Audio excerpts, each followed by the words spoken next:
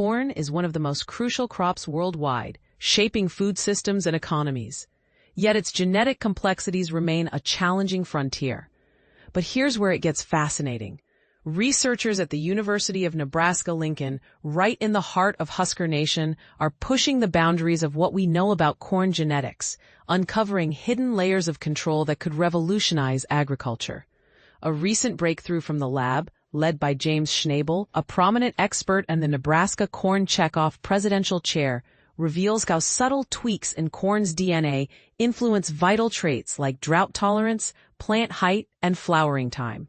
Traits that ultimately determine how well a crop withstands environmental stresses.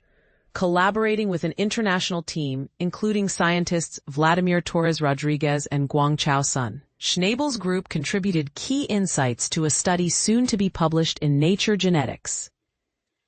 This work shines a new light on the DNA mechanisms regulating gene expression in maize. The real game changer we're aiming for is the ability to look at a corn plant's DNA and pinpoint exactly which sections act like control panels for turning genes on or off, which in turn shape the plant's growth and response in the field, Schnabel explained. While we haven't quite mastered flipping these genetic switches at will, the science is steadily advancing toward that goal. Here's where it gets even more intriguing. The study, headed by researchers from prestigious German institutions like the Max Planck Institute and Heinrich Heine University, discovered an impressive number of genetic dimmer switches called transcription factor binding sites. These tiny DNA segments regulate genes by adjusting their activity levels in response to environmental signals, much like dimming a light rather than just switching it on or off. Altogether, the scientists mapped over 200,000 variations known as binding QTLs influencing how corn genes behave. But confirming such a massive dataset required a powerhouse in maize genetics. Enter Schnabel's team at Nebraska, armed with the world's largest publicly available corn gene expression datasets, meticulously developed over decades by Husker researchers. Torres Rodriguez, a rising researcher in agronomy and horticulture, leveraged these datasets, originally crafted alongside Sun, now a professor at Sichuan Agricultural University, to connect these genetic variations to actual changes in gene activity through a technique called expression QTL, EQTL mapping. Their analysis showed that about 27% of the identified genetic variants were located in known regulatory regions of DNA responsible for controlling gene expression, far exceeding what random chance would predict. I vividly recall rushing to share the news with Jim when we found this enrichment, Torres Rodriguez said, reflecting on their moment of discovery. Seeing that clear signal was a true milestone. Digging deeper, the researchers examined how the influence of these variants diminished with distance from the genes they control.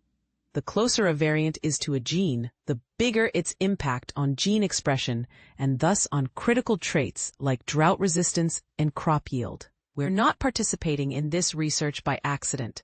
We're here because Nebraska is a global leader in maize gene expression studies, Torres Rodriguez stated proudly. Our infrastructure and expertise are among the strongest worldwide. The overarching project introduced a cutting-edge technique to detect regulatory elements by studying hybrid corn plants, offspring from crossing different genetically diverse varieties. This approach enabled scientists to compare how transcription factors bind to each parent's DNA within the same plant, allowing for unprecedented precision. Remarkably, this method identified over 200,000 cis-regulatory elements from only 25 hybrid lines, a feat that would have taken much longer with traditional methods. When focusing on drought stress, the team pinpointed over 2,000 cis elements and genes specifically activated during dry conditions. This robust database confirms a long-standing theory: variations in regulatory DNA regions, rather than the genes themselves, predominantly drive traits farmers care about.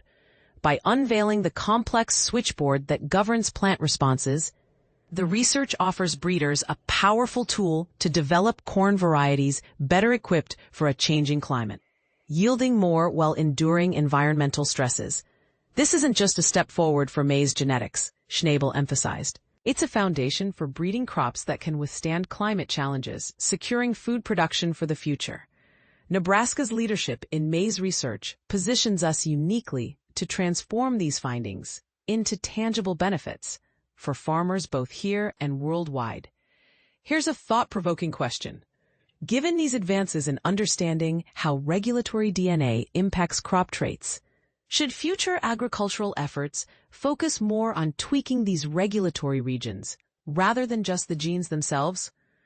Is this the true frontier for sustainable farming innovation? Share your thoughts and join the conversation.